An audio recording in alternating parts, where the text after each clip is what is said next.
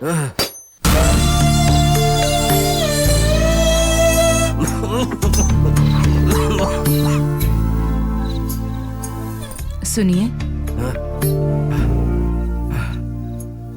आपकी खांसी अभी तक ठीक नहीं हो पा रही है।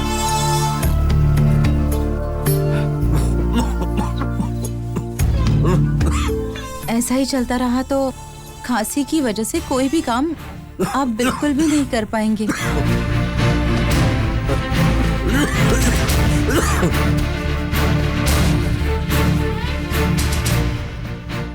और तो और ये गर्म हवा आपकी जान ही निकाल देगी।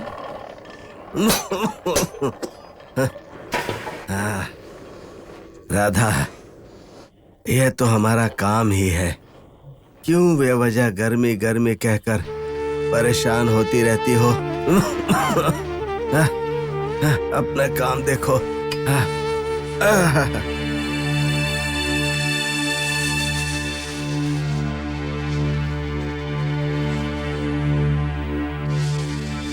एक गरीब की बीमारी कभी ठीक नहीं होती और उसकी परेशानी कभी खत्म नहीं होती। राधा, उस भगवान ने हम जैसे पापियों को तकलीफ भोगने के लिए ही इस धरती पर जन्म देकर भेजता है।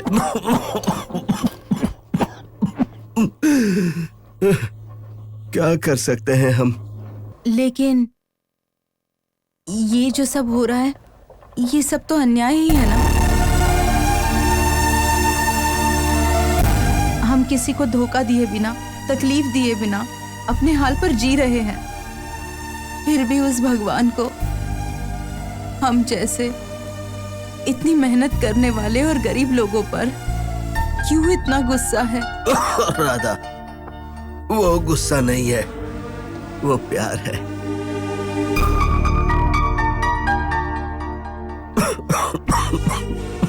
राधा, जब अमीर लोग बीमार होते हैं ना, तो पैसे से अपनी बीमारी ठीक करवा लेते हैं, या फिर उनकी मदद करने के लिए लोग आ जाते हैं। लेकिन उन दोनों में से हम कुछ भी नहीं है।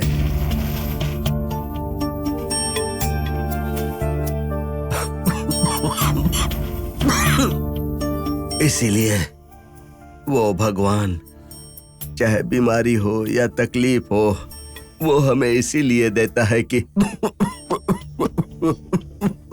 ताकि हम उसे ठीक से याद कर सकें। मुश्किल में हंसना और हंसते हुए जीना कोई आपसे ही सीख सकता है।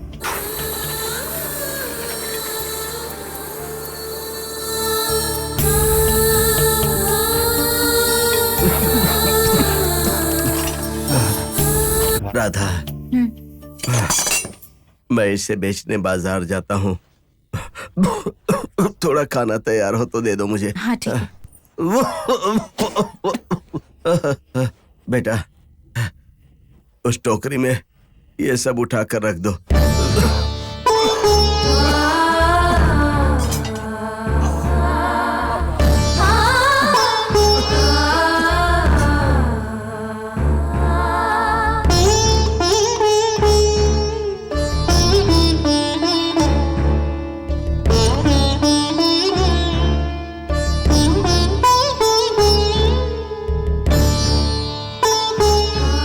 सुनिए, ये लीजिए।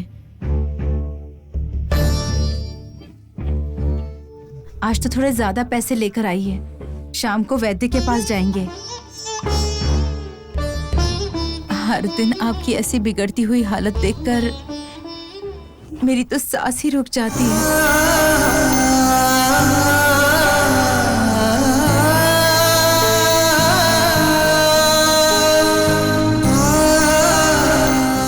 ऐसी बात क्यों कर रही हो राधा? ये केशव अभी इतनी आसानी से नहीं मरने वाला। बाबा, मैं तो हर रोज बाबा का ध्यान करते रहता हूँ। अपने आप को मैंने उन महात्मा को समर्पित कर दिया है, और जब तक ऐसा है मुझे कुछ नहीं होगा राधा। मैं भी इसी विश्वास के साथ हूँ। जब तक उस बाबा की करुणा हम पर है, इतनी गरीबी होते हुए भी हम जैसे लोगों की आवाज उन तक पहुंच रही है और हमारा भला हो रहा है।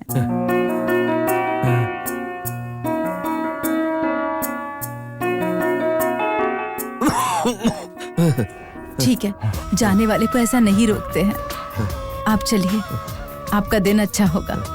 ठीक है राधा। बाबा,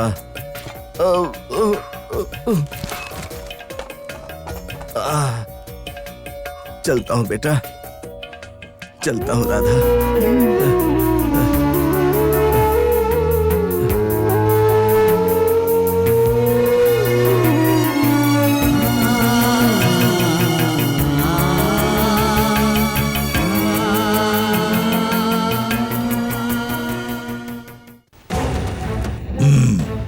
सरपंच जी, कुछ जरूरी बात बोलना चाहते थे ना?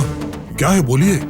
वैद्य जी, हम आज तक उस फकीर बाबा को शिरडी से भगाने की कोशिश कर रहे हैं, हर बार असफल हो जाते हैं।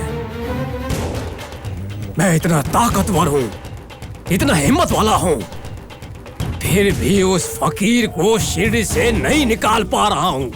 तो मेरा सरपंच होने का क्या फायदा? देखिए, ये मत सोचना कि पैसों से सब कुछ मुमकिन है। ये सब कुछ गलत है।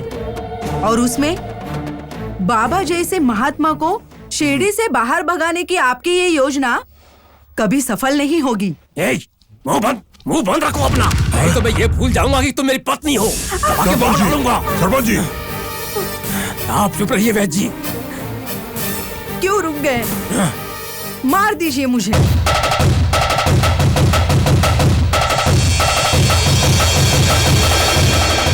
मैंने तो बहुत त्याग किया है, बस ये शरीर ही बचा है। इसे भी मारकर मुझे मुक्ति दे दो, सुहागन बनके अपनी जान दे दूंगी। बहन, क्यों आप शकुन की बातें कर रही हो? सरपंच जी को थोड़ा गुस्सा आ गया।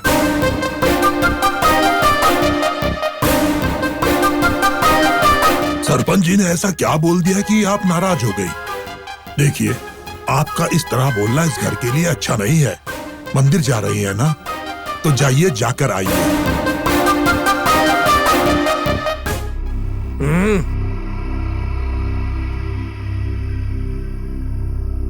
सरपंच जी, इतना गुस्सा ठीक नहीं। उस फकीर का जो गुस्सा है वो अपनी पत्नी पर उतार रहे हो आप। आप नहीं समझेंगे वैद्य जी, नहीं समझेंगे। इतने दिनों से मेरी पत्नी मुझे बिना कुछ बताए उस मुसलमान फकीर की सेवा करने जाती थी, और अब उसकी दी हुई भस्म को घर में लाकर उसे मंदिर में रखकर उसकी पूजा कर रही है। तो मुझे गुस्सा नहीं आएगा क्या?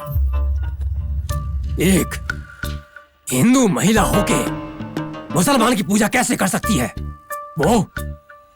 वो सिर्फ मेरा अपमान कर रही है, साथ साथ पूरे हिंदू धर्म का अपमान कर रही है। इसे तो मैं ये बात तो मुझे पता ही नहीं थी। सरपंच जी, जब आपकी पत्नी ही उस फकीर की भक्त है तो फिर भला साधारण लोगों की क्या हालत होगी? देखिए, अभी के अभी उस फकीर को शिरडी से बाहर निकालने की व्यवस्था कीजिए।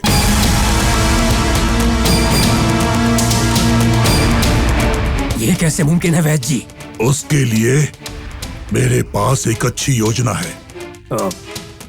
ऐसी कैसी योजना है वैद्य जी?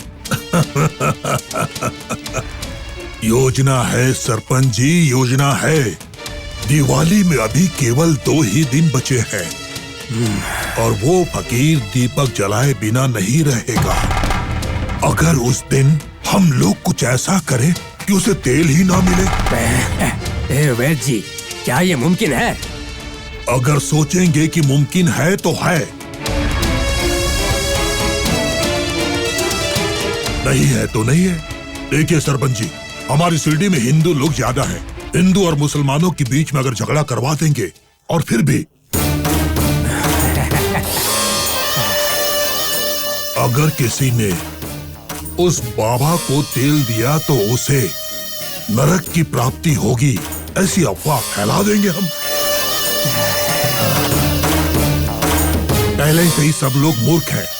हम धर्म की बात करेंगे तो हमारी बात को सब लोग ध्यान में रखेंगे। ठीक है वैद्य जी, इस बार आपकी बात बिल्कुल ठीक लग रही है। इस बार ऐसा ही करेंगे। करेंगे नहीं सरपंच जी, करना ही पड़ेगा।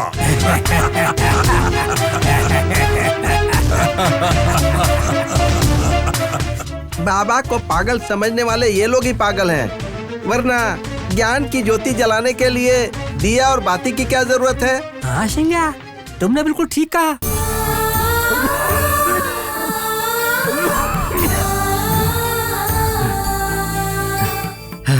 दागोजी, दागोजी।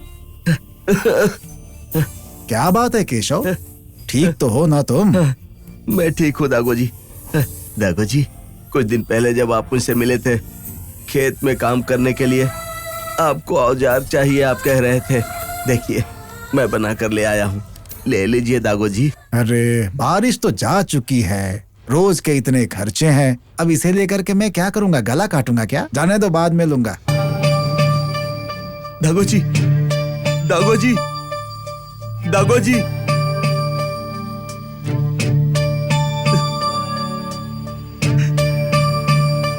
बाबा, ये कैसी लीला है आपकी? हाँ? मैंने आपके ऊपर विश्वास करके ये व्यापार शुरू किया, लेकिन एक भी औजार नहीं बेच पाया। अब मैं क्या करूं बाबा? बाबा, ऐसे होता रहेगा तो मेरी क्या हालत होगी बाबा? बोलिए बाबा। मेरी पत्नी और बेटा दोनों का पेट कैसे भरूंगा? हम लोग कैसे जिंदा रहेंगे? बाबा, मैं घर कैसे लौट जाऊं बाबा? बोलिए बाबा। बाबा,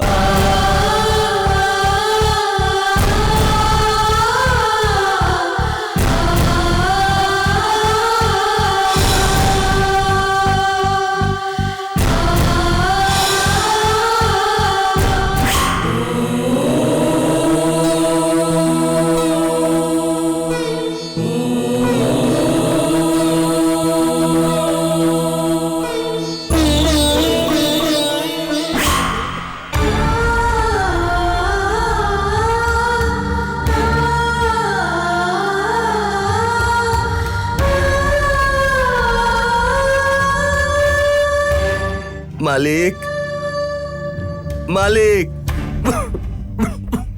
अरे केशव, क्या लेकर आए हो?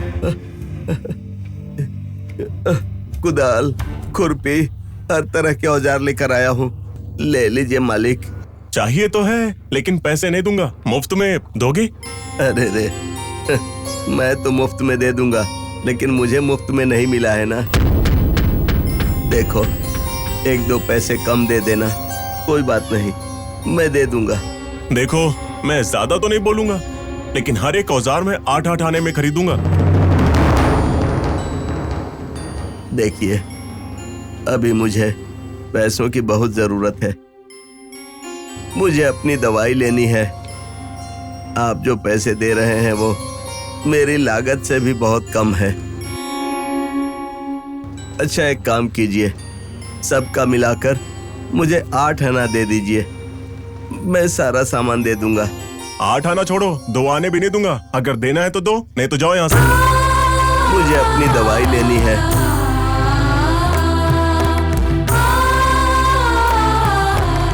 अरे कितने कम दाम लगाए थे उसने, उतने में ही खरीद लेता तो मेरे लिए अच्छा होता। छे, गलती हो गई।